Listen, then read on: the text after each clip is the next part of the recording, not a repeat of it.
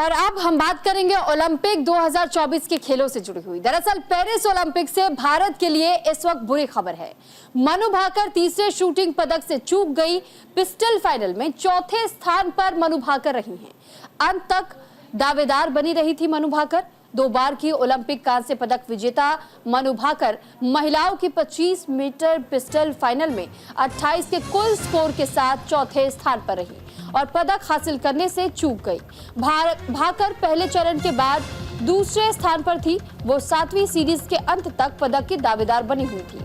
हालांकि 8वीं सीरीज में अपने 5 शॉट में केवल 2 लगाने के बाद भाकर शीर्ष 3 के लिए शूट ऑफ में चली गई।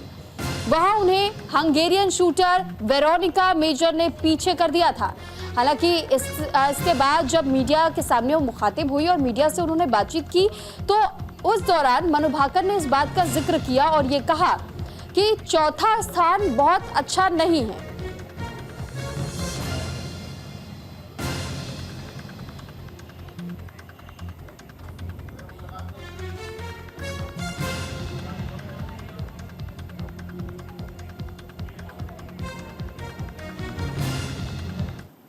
तो आइए अब हम आपको उन भारतीय निशानेबाजों के बारे में बताते हैं जो कि ओलंपिक में चौथे स्थान पर रहे।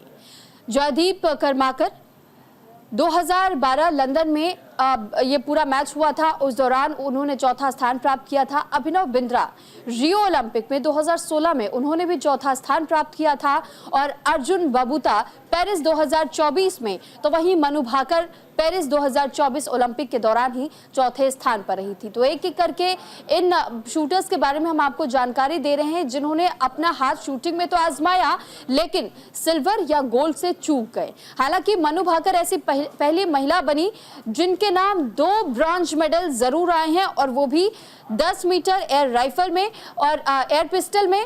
ऐसे में वो उम्मीद कर रही थी कि 25 मीटर एयर पिस्टल का जब मुकाबला होगा तो उन्हें उस वक्त भी मेडल की उम्मीद होगी, लेकिन इस मेडल की उम्मीद से वो चूक गई। तो वहीं तीरंदाजी में भारत के हाथ लगी निराशा। राउंड ऑफ 16 में हारी भजन कौर और शूट ऑफ के बाद से भजन कौर को हार का सामना करना पड़ा। भारत की भजन कौर पेरिस 2024 ओलंपिक में महिलाओं के व्यक्तिगत राउंड ऑफ 16 तीरंदाजी मैच में इंडोनेशिया की डायनंदा चोइरेनिस से 6-5 से हार गई। पूरे मुकाबले के दौरान भारतीय तीरंदाज अपने इंडोनेशियाई प्रतिद्वंदी का पीछा कर रही थी। निर्णायक चौथे सेट में भजन ने अपने अंतिम शॉट पर महत्वपूर्ण 10 का निशाना लगा करके मुकाबले को शूट ऑफ में ले जाने के लिए मजबूर कर दिया था।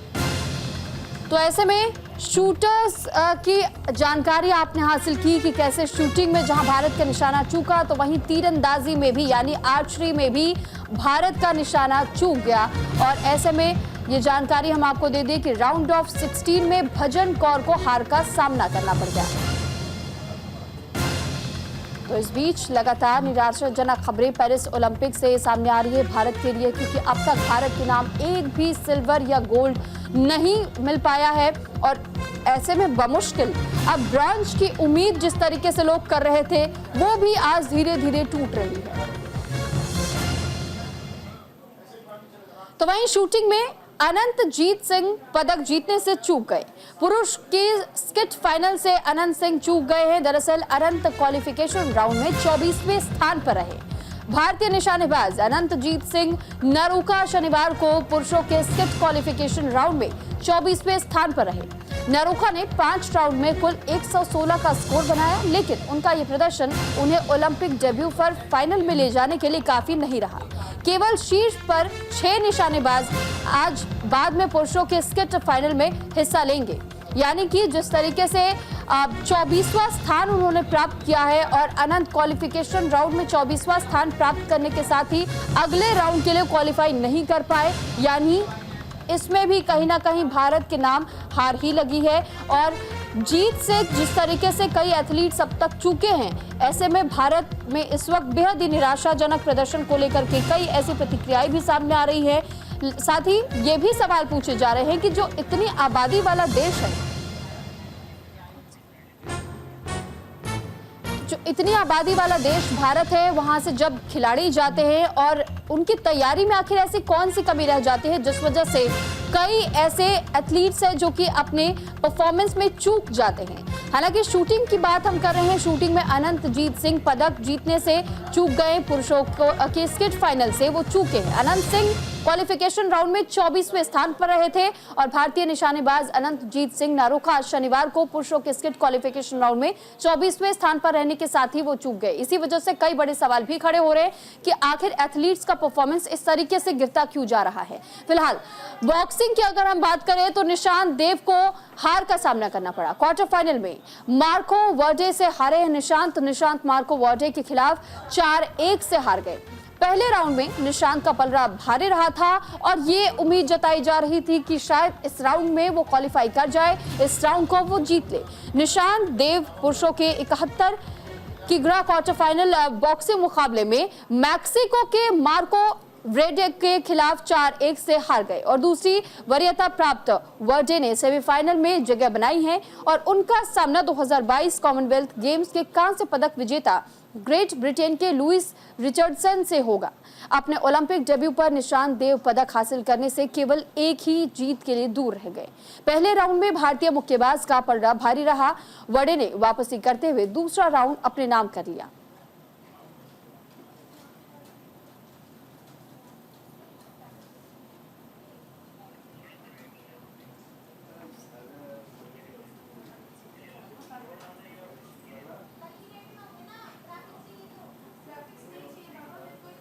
तो आइए अब हम आपको बताते हैं पेरिस 2024 ओलंपिक में भारत के कुछ रिकॉर्ड।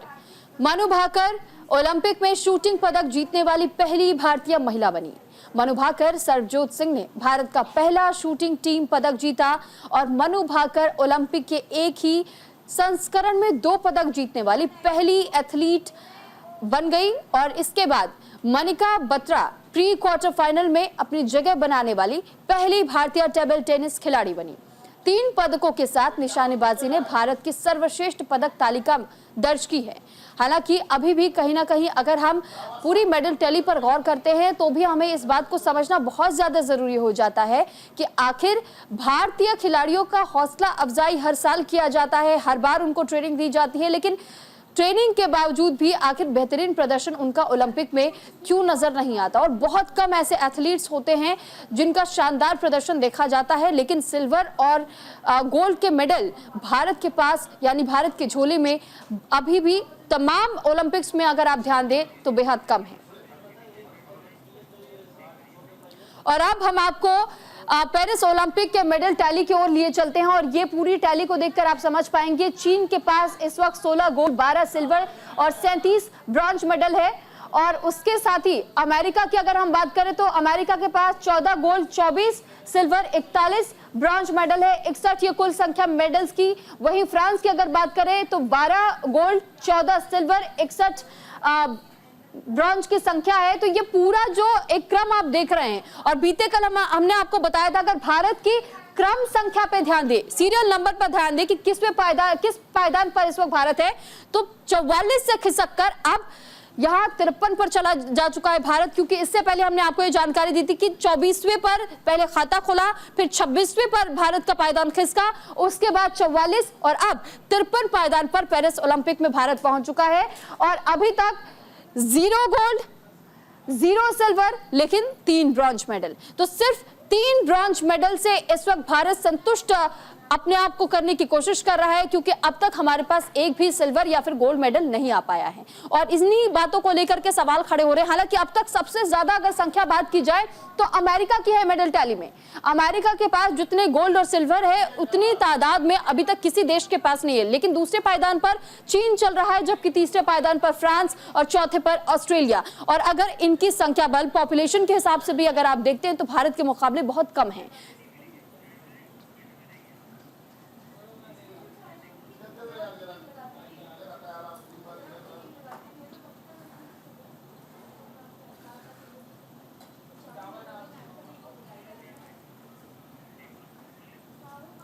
तो वहीं देखिए निशानेबाजी की हम बात करेंगे। दरअसल निशानेबाजी में 25 मीटर रैपिड फायर पिस्टल आज ये मैच होना है। विजयवीर सिद्धू और अनीश के बीच ये मुकाबला होगा। दोपहर 12:30 बजे का समय जब ये मुकाबला होगा। वहीं 25 मीटर रैपिड फायर पिस्टल दूसरे चरण का मुकाबला होगा विजयवीर सिद्धू और अनीश के बीच शाम 4:30 बजे। महिला स्किट क्वालिफिकेशन राउंड के दूसरे दिन की अगर बात करें तो रेजा ढिल्लो और महेश्वरी चौहान आपस में एक दूसरे से भिड़ेंगे। दोपहर 1 बजे से ये मुकाबला होना है। वहीं गोल्फ की अगर हम बात करते हैं तो शुभंकर शर्मा और गंजीत भुल्लर के बीच 12:30 बजे मुकाबला होगा।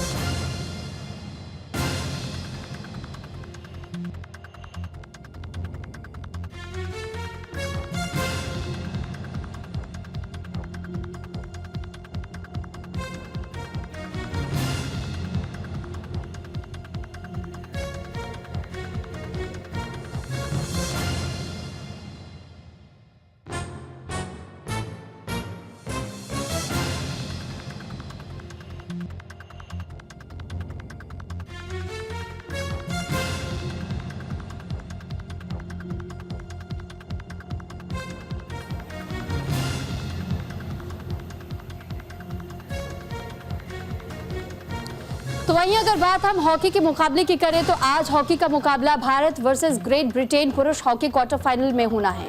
दोपहर 1:30 पर यह मुकाबला खेला जाएगा और ऐसे में हॉकी पर भी हर किसी की निगाह रहने वाली है, क्योंकि इस वक्त भारतीय पुरुष हॉकी टीम का इस दौरान शानदार परफॉर्मेंस हमने देखा है। और बीते दिनों जब आपने देखा कि किस तरीके से भारतीय मेंस हॉकी टीम ने अपना परफॉर्मेंस दिखाते हुए 52 साल के उस रिकॉर्ड को भी तोड़ दिया और ऑस्ट्रेलिया के सामने जीत दर्ज की। बात एथलेटिक्स के करेंगे। महिला 3000 मीटर स्टीपल चेस पहला दौर होगा और पारुल चौधरी का ये मुकाबला होगा 1:35 पर।